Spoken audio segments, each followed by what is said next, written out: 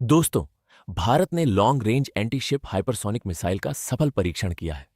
और अगर देखा जाए तो यह सिर्फ एक मिसाइल टेस्ट नहीं, बल्कि इंडियन ओशन में भारत की स्ट्रेटेजिक ताकत का बड़ा संदेश है। रिपोर्ट्स के अनुसार यह मिसाइल 1500 किलोमीटर से अधिक रेंज रखती है और हाइपरसोनिक स्पीड यानी मैक 5 से ऊपर की रफ्तार पर काम करती है। टेस्ट के दौरान इसकी पीक स्पीड करीब मैक 10 तक बताई जा रही है। इतनी स्पीड पर किसी भी नेवल टारगेट के लिए बचना बेहद मुश्किल हो जाता है। सबसे खास बात यह है कि यह मिसाइल सिर्फ स्टैटिक टारगेट नहीं, बल्कि मूविंग वॉरशिप्स को भी हिट कर सकती है।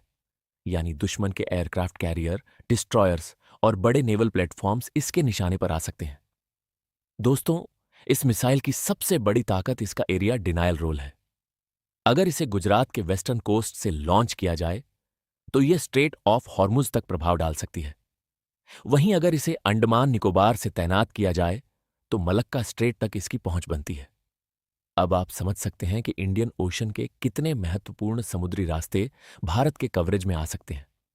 यही वजह है कि इसे गेम चेंजर कहा जा रहा है। रिपोर्ट्स के अनुसार इस मिसाइल में एडवांस इंडिजिनस एवियोनिक्स, सेंसर और लो ऑब्जर्वेबिलिटी फीचर्स का इस्तेमाल किया गया है। इसका लो एल्टीट्यूड ग्लाइड प्रोफाइल इसे रडार पर ट्रैक करना बेहद कठिन बना देता है। यानी दुश्मन के पास रिएक्ट करने के लिए बहुत कम समय बचेगा।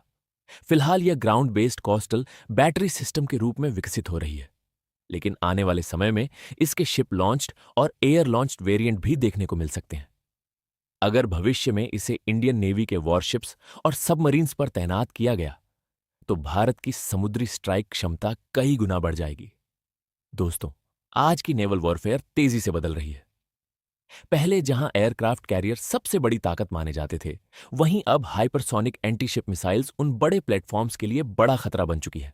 हाइपरसोनिक स्पीड, हाई मैन्यूवरबिलिटी और कम रडार विजिबिलिटी की वजह से इन्हें इंटरसेप्ट करना बेहद मुश्किल होता है। यही कारण है कि दुनिया की बड़ी शक्तियां भी इस टेक्नोलॉजी पर तेजी से काम कर रही हैं।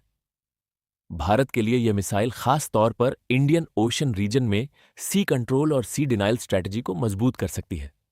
खासकर अंडमान निकोबार जैसे क्षेत्रों में इसकी तैनाती भारत को एक मजबूत स्ट्रेटेजिक एडवांटेज दे सकती है। दोस्तों, यह टेस्ट दिखाता है कि भारत अब एडवांस हाइपरसोनिक वेपन टेक्नोलॉजी के क्षेत्र में तेजी से आगे बढ़ रहा है। आने वाले समय में यह क्षमता भारतीय नौसेना की ताकत को पूरी तरह बदल सकती है। आपकी इस मिसाइल और भारत की नई हाइपरसोनिक